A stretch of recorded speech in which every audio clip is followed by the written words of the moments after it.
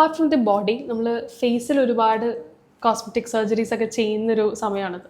ഡോക്ടറിൻ്റെ അടുത്ത് ഏറ്റവും കൂടുതൽ പേഷ്യൻസ് വരുന്ന എന്ത് പ്രൊസീജിയറിനാണ്? ഫേസ് ആണല്ലോ ഏറ്റവും ആദ്യം നമുക്ക് അപ്പിയർ ചെയ്യുന്ന ഒരു പോർഷൻ. അതാണല്ലോ ബ്യൂട്ടിയുടെ ഏറ്റവും പ്രൈം കൺസെപ്റ്റ് ടു റിഫ്ലക്റ്റ്. അപ്പം ഇതിൽ മുകളിൽ നിന്ന് താഴെ തുടങ്ങാം. Like people come for head reduction, ഇപ്പോൾ ഫ്രോണ്ടൽ ഹെയർ ലൈൻ കുറച്ച് താത്താൻ വേണ്ടി. അപ്പോൾ അത് രണ്ട് രീതിയിൽ ചെയ്യാൻ പറ്റും. ഒന്നെങ്കിൽ സർജിക്കലി ആ എക്സസ് സ്കിൻ റിമൂവ് ചെയ്തിട്ട് ഫ്രോണ്ടൽ ഹെയർ ലൈൻ നമുക്ക് കുറച്ചും കൂടി താഴ്ത്തി വയ്ക്കാം. ഇല്ലെങ്കിൽ ഹെയർ ട്രാൻസ്പ്ലാന്റ് പോലത്തെ പ്രൊസീജിയർ വെച്ച് ചെയ്യാം. കമ്മിങ് ഡൗൺ, ബ്രോ, ചിലരുടെ ബ്രോ കുറച്ച് സാഗി ആയിരിക്കും, അത് ലിഫ്റ്റ് ചെയ്യുന്ന പ്രൊസീജിയർ, ബ്രോ ലിഫ്റ്റ് പ്രൊസീജിയർ. പിന്നെ കൺപോളയുടെ സർജറി, ബ്ലെഫറോപ്ലാസ്റ്റിക് പ്രൊസീജിയർ. മൂക്കിന് ഷേപ്പ് ചെയ്യാൻ വേണ്ടിയുള്ള സർജറിയാണ് റൈനോപ്ലാസ്റ്റിക് സർജറി. അതുപോലെ കുറച്ച് വോളിയൂം കൂട്ടാൻ വേണ്ടി ചീക്ക് ഓഗ്മെൻറ്റ് ചെയ്യാൻ വേണ്ടിയുള്ള പ്രൊസീജിയർ, ചീക്ക് ഫില്ലേഴ്സ് യൂസ് ചെയ്യാം, അല്ലെങ്കിൽ ഇംപ്ലാന്റ്സ് യൂസ് ചെയ്യാം. ചെവിക്ക് ഷേപ്പ് ചെയ്യുന്ന സർജറിയാണ് ഓട്ടോപ്ലാസ്റ്റി.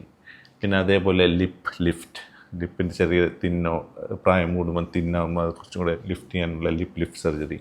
ലിപ്പ് ചിലരുടെ വലിപ്പം ഉണ്ടെങ്കിൽ അത് കുറയ്ക്കാനുള്ള ലിപ്പ് റിഡക്ഷൻ സർജറി.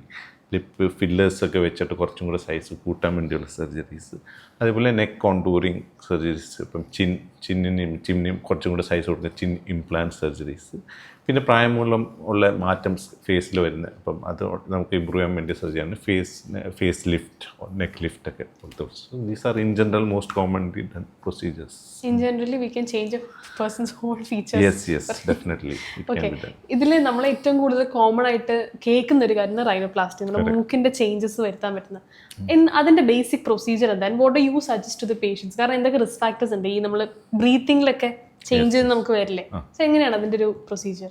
അപ്പം മൂക്കിന് നമ്മുടെ ഭാഗത്തൊക്കെ ഏറ്റവും കൂടുതൽ കാണുന്ന കംപ്ലയിൻറ്റ് പറയുന്ന മൂക്കിൻ്റെ വലിപ്പം കൂടുതലായിട്ടാണ്. അപ്പോൾ വലിപ്പം കൂടുതലായിട്ട് അവർ മോസ്റ്റ്ലി വരുന്നതെന്ന് വെച്ചാൽ മൂക്കിന് ഹമ്പായിട്ടാണ്, ഹംപ് നോസായിട്ട് വരാം.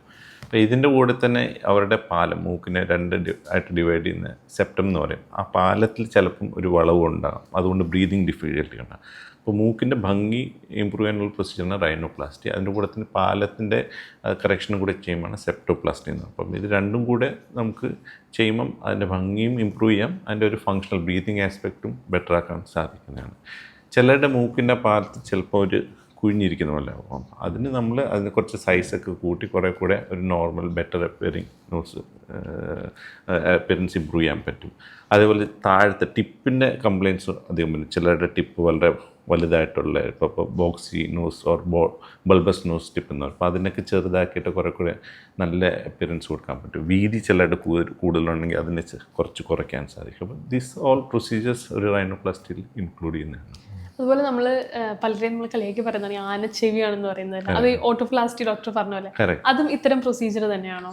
ഓട്ടോപ്ലാസ്റ്റി ചെവിയുടെ ഷേപ്പ് ഇമ്പ്രൂവ് ചെയ്യുന്ന പ്രൊസീജിയറാണ്. അപ്പോൾ ചിലരുടെ ചെവി വലിപ്പം കാണും, അല്ലെങ്കിൽ തള്ളി മുമ്പിലോട്ട് നിൽക്കും. അപ്പോൾ അതിന് നമ്മൾ ഒരു പ്രൊസീജിയർ, ചെറിയ സർജിക്കൽ പ്രൊസീജിയർ വഴി ഡേ കെയറുള്ള ഒരു ചെറിയ മുറിവുണ്ടാക്കിയിട്ട് അതിന് സ്റ്റിച്ച് വഴി അതിന് വീണ്ടും ഒരു പൊസിഷനിലാക്കി അത് നോർമൽ ഒരു ഭംഗി ഉള്ള ഒരു അപ്പിയറൻസ് കൊടുക്കാൻ പറ്റുന്നതാണ്. ഈ റൈനോപ്ലാസ്റ്റി ചെയ്യുന്നുള്ള പ്രൊസീജിയേഴ്സ് എന്തൊക്കെയാണ് ഡോക്ടർ? കാരണം നമുക്ക് നോർമൽ ഒരു സർജറി, എന്ത് കോസ്മെറ്റിക് സർജറി പോലെ ഇതിനൊരു പ്രൊസീജിയർ ഉണ്ടാവും. Especially it's connected to breathing and all. That's a daily thing that we do. അപ്പോൾ അതിൻ്റെ പ്രൊസീജിയർ എന്താണ്? ഇപ്പോൾ റൈനോപ്ലാസ്റ്റി നമ്മൾ ഇപ്പോൾ ഓരോ ആൾക്ക് ഓരോ ഡിഫോമിറ്റി ആയിരിക്കും, മൂക്കിനുള്ള വ്യത്യാസം കാണും. അപ്പോൾ അവർ ചെയ്യുന്നത്, പിന്നെ ഓവറോൾ നമ്മൾ ഫേസിന് ചേരുന്ന ഒരു മൂക്കാണോ എന്നൊക്കെ ഇവാലുവേറ്റ് ചെയ്തുകൊണ്ടാണ് ഇതൊരു പ്ലാൻ ചെയ്യുന്നത്.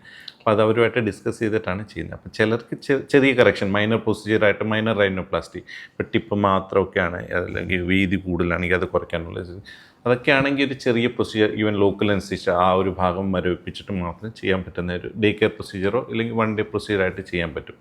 എന്നാൽ ചിലർക്ക് കുറേ കാര്യങ്ങൾ ചെയ്യേണ്ടി വരും. അപ്പോൾ അതൊരു മേജർ റൈനോപ്ലാസ്റ്റി. ചിലപ്പോൾ അവരുടെ മൂക്കിൻ്റെ ഷേപ്പ് വലിപ്പമുണ്ടെങ്കിൽ അത് കുറയ്ക്കണം, പാലത്തിന് വളവുണ്ടെങ്കിൽ അത് കറക്റ്റ് ചെയ്യണം, അതിൻ്റെ കൂടെ തന്നെ ടിപ്പിൻ്റെ പ്രോബ്ലം, അതിൻ്റെ വീതി കൂടുതലാണെങ്കിൽ അതൊക്കെ കറക്റ്റ്. അപ്പോൾ അങ്ങനെ വരുമ്പോൾ അതൊരു മേജർ പ്രൊസീജിയറായിട്ട്. അപ്പോൾ അത് നമ്മൾ സാധാരണ ഒരു ജനറൽ അനസ്തീഷ്യ കൊടുത്തിട്ടാണ് ചെയ്യുക. അപ്പം അതിന് വേണ്ടിയുള്ള ഫിറ്റ്നസ് ടെസ്റ്റും എല്ലാം ചെയ്തിട്ടും ആണ് ആ ഒരു പ്രൊസീജിയർ ചെയ്യുന്നത്. അപ്പോൾ ഇത് ചെയ്ത് കഴിഞ്ഞാൽ ഏകദേശം ഒരു 1 or 2 days ഹോസ്പിറ്റലൈസേഷൻ കാണും. ഇതിന് വേണ്ടി ചിലപ്പം മൂക്കിന് ഒരു പ്രൊട്ടക്ഷനായിട്ടൊരു സ്പ്ലിൻറ്റ് പോലെ പ്ലാസ്റ്റിക്കിൻ്റെ സ്പ്ലിൻറ്റ് വയ്ക്കും. അത് കുറച്ച് നാൾ, ഒരു 2 to 3 weeks ചിലപ്പം ഇടാൻ അഡ്വൈസ് ചെയ്യാറുണ്ട്. ഇത് ചെയ്ത് കഴിയുമ്പം സ്കിന്നിനൊരു ചെറിയ നീര് കാണും. ആ നീരൊക്കെ ഏകദേശം ഇനീഷ്യലി ഒരു 50 to 60% ഒരു 3 weeks ടൈമിലൊക്കെ കുറയും. എന്നാലും റെസിഡ്യുവൽ ബാക്കിയുള്ള നീരൊക്കെ കുറയാൻ ചിലപ്പോൾ 3 months to 6 months ടൈം, ചിലപ്പോൾ 1 year വരെ എടുക്കാനുണ്ടാവും. അപ്പോൾ ആ ഒരു റിക്കവറി ടൈം ഇതിലുണ്ട്. അപ്പം ഇതിൻ്റെ ഒരു ഫൈനൽ റിസൾട്ട് നമ്മൾ പറയുന്നത് ഡെഫിനറ്റ്ലി ഒരു 1 year ഒക്കെ എടുക്കും ഒരു ഫൈനൽ റിസൾട്ട് വരാൻ.